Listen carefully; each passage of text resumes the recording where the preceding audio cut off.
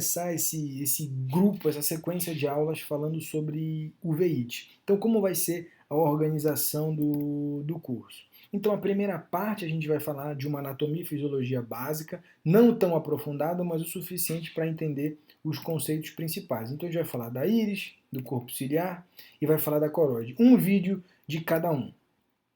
A segunda parte a gente vai falar da classificação anatômica, então quais os principais sinais em cada compartimento, seja na uveíte anterior, intermediária ou posterior, e a gente vai falar do diferencial etiológico em cada compartimento desses. Então, nas uveites anteriores a gente vai pensar em que, na intermediária em que, e na posterior vai pensar em que. Então, essas são outras sequências de aula, a gente vai focar primeiro nessa parte 1. Tá bom? Então, primeiro, o que é a uveíte? Então, uveíte é a inflamação da úvea ocular. E o que é a úvea ocular? Então, a úvea ocular ela é o compartimento vascular do olho, tá certo? Que é formado por três estruturas classicamente envolvidas, que é a íris, o corpo ciliar e a coroide. Nesse momento eu vou falar especificamente da íris. Então, essa é a íris, tá bom? E esse é um desenho esquemático mostrando aqui também a íris.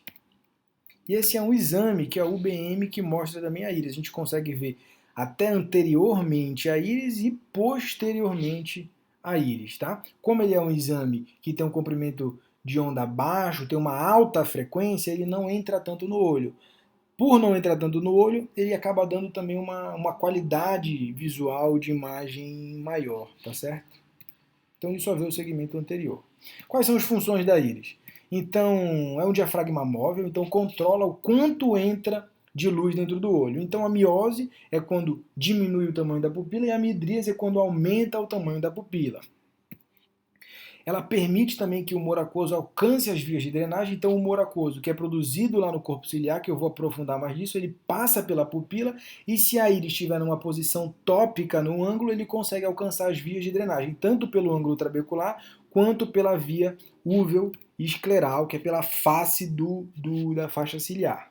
E participa também da barreira hematocose. Então, o olho ele é um santuário. E esse santuário é protegido pelos seguranças na parte anterior, que é a íris e o corpo ciliar, que eles selecionam quem vai entrar no olho. Então, quando tem uma quebra dessa segurança, uma quebra dessa barreira da íris e do corpo ciliar, coisas que normalmente não entram no olho passam a entrar, como células e proteínas, e isso começa a gerar alguns problemas e alguns sinais dentro do olho que a gente vai aprofundando com o passar do tempo. Então, primeiramente, então a íris, eu vou dividir em estroma da íris e depois eu vou falar do epitélio da íris. Então, inicialmente, basicamente em relação ao estroma, embriologicamente é importante a gente saber que ele deriva da crista neural. Então, os estromas em geral derivam da crista neural. Então, a gente consegue ver aqui o epitélio da íris, aqui e anteriormente o estroma da íris. E mais escurinho aqui é a chamada camada marginal anterior da íris, que é como se fosse uma pelinha aqui que cobre essa superfície da íris.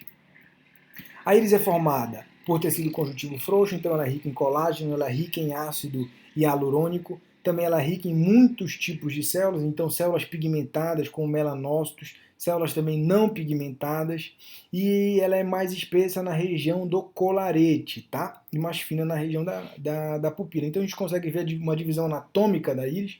Então, nesse Azinho ele marca a porção pupilar, tá? Então tudo isso aqui é a porção pupilar, aqui é a borda pupilar, e esse B marca a porção ciliar. A gente consegue ver que tem aqui as criptas, então são falhas naquela camada marginal, a gente consegue ver a região mais posterior ali do estroma, e a gente consegue ver também alguns sulcos ciliares. Nessa foto é muito interessante também perceber a diferença entre as cores. Então a gente tem uma íris azul e tem uma íris marrom. Então, quais são os. Por que essas íris são diferentes? Estruturalmente, elas são praticamente iguais. Só que principalmente a pigmentação da íris marrom é maior, principalmente ali no estroma posterior, enquanto que na íris azul praticamente não tem pigmentação nenhuma no estroma posterior.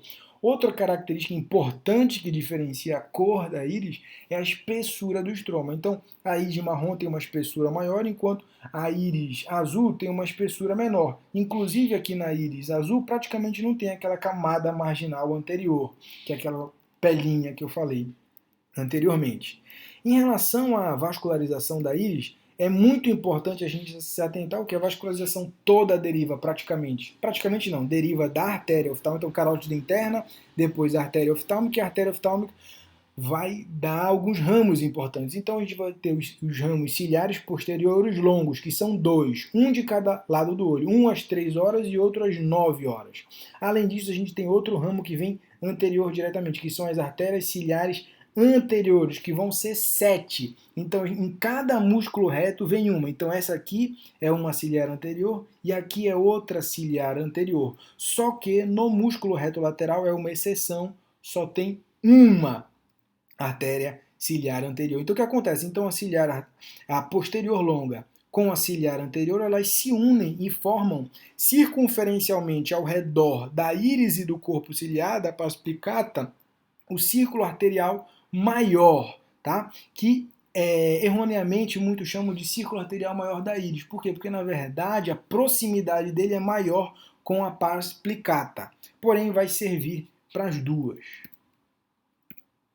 Aqui a gente consegue ver o círculo arterial maior, tá? Ele emite ramos radiais que, próximo aqui do colarete, eles vão formar o círculo arterial menor e que emite ramos para a borda pupilar. Então a gente percebe que a borda pupilar é a última região a ser vascularizada, é a região que já recebe a menor quantidade de oxigênio, ou seja, a região mais suscetível à isquemia. Então isso é um sinal clínico importante, tá bom?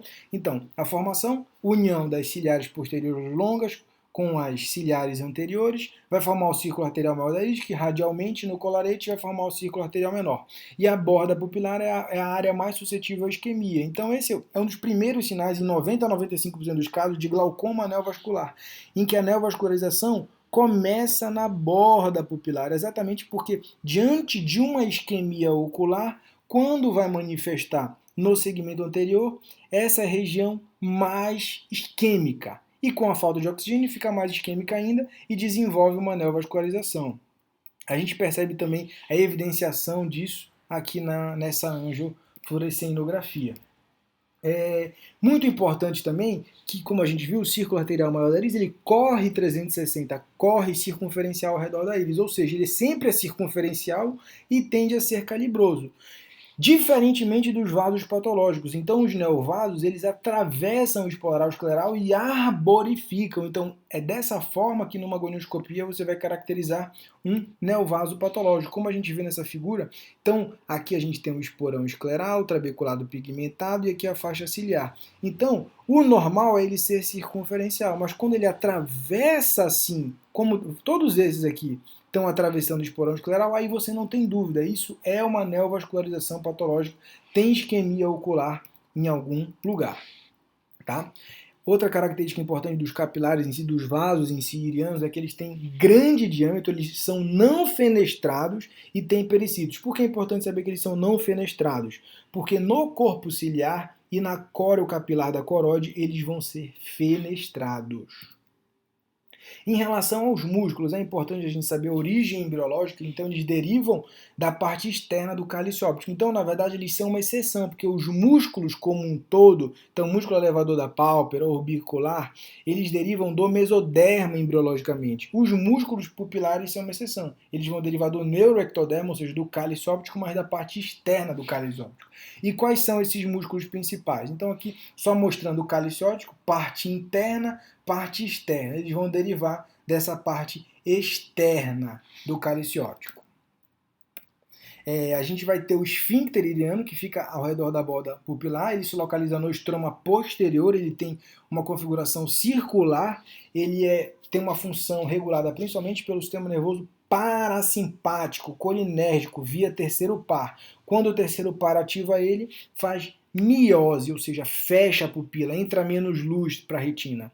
Já o músculo dilatador, ele fica entre os epitélios, como eu vou mostrar daqui a pouco. Então a gente tem o epitélio anterior pigmentado e o posterior pigmentado. Entre eles tem as células miopiteliais, as células do músculo dilatador. Então, ele tem também, diferente do esfincteriano, ele tem uma configuração longitudinal, radial em direção ao limbo. Ele é inervado pelo sistema nervoso simpático e, ao ser ativado, ele abre a pupila, ele faz midríase, dilata, entra mais luz. Então aqui a gente consegue ver o esfíncter iliano, então parasimpático, circunferencial, circular, e aqui o músculo longitudinal, radial, que abre a pupila. Em relação ao epitélio pigmentado, então o epitélio pigmentado ele é um neuroectodermo, então na prática, ele nem é um tecido uveal. O tecido uveal em si, pela palavra em si, ele deriva da crista neural, mas o epitélio pigmentado ele deriva do neuroectodermo. Então, o que é importante a gente saber? Então, a gente vai ter o epitélio pigmentado anterior e o epitélio pigmentado posterior. O epitélio pigmentado anterior, ele é contínuo com o epitélio pigmentado posterior do corpo ciliar e com o epitélio pigmentado da retina, que é o EPR. Por que essa continuação? Todos eles são derivados do neuroectoderma, aqui da parte externa do cálice óptico. Enquanto o epitélio pigmentado posterior da íris, o epitélio não pigmentado anterior do corpo ciliar e a retina neurosensorial também derivam do neuroectoderma, mas dessa parte aqui, parte azulzinha, do cálice interno. Então, é uma dupla camada cúbica de epitélio pigmentado anterior e posterior. Então, aqui as duas são pigmentadas, diferente do que a gente vai ver no próximo vídeo do corpo ciliar, que uma é não pigmentada. Então, a gente consegue ver aqui, ó, o epitélio pigmentado são duas camadas cúbicas, uma mais anterior e outra mais posterior.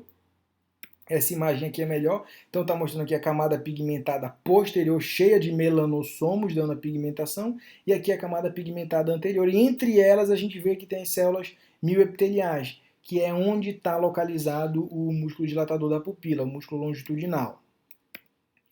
E a camada pigmentada, como um todo, então ela é lisa, mas ela vai formando algumas dobras, ela é uniforme e tem um aspecto aveludado.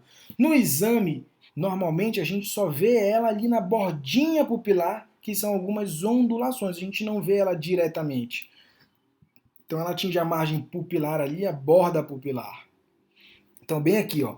Isso aqui é epitélio pigmentado posterior, a gente só vê isso. No exame, na lâmpada de Fenner, em geral na biomicroscopia, a gente vê mais o estroma. Porém, quando esse epitélio é puxado ou por alguma doença, como síndrome AS, glaucoma neovascular, ou mesmo congenitamente, ele em vez de estar aqui, ele está para cá, está sobre a superfície anterior da íris, sobre o estroma iriano, a gente chama isso de equitrópio uveal. Então, exatamente, o equitrópio uveal é quando o epitélio posterior está sobre a superfície anterior da íris. Então, aqui é um exemplo de equitrópio uveal. Era para estar só ali aqueles ondulações na margem pupilar, mas aqui está tracionando. Nesse caso é por glaucoma neovascular. Então, tem uma membrana, cresceu com um vaso, uma fibrose, e está sendo tracionada em direção ao ângulo. Essa parte de corpo ciliar. Se você gostou da aula, peço por favor, se inscreve no nosso canal e segue a gente no Instagram, que a gente vai se empolgar e cada vez mais vai tentar fazer um conteúdo que vai ajudar no seu dia a dia, ajudar no seu aprendizado, no seu entendimento sobre as doenças que afetam o olho, tá certo? Muito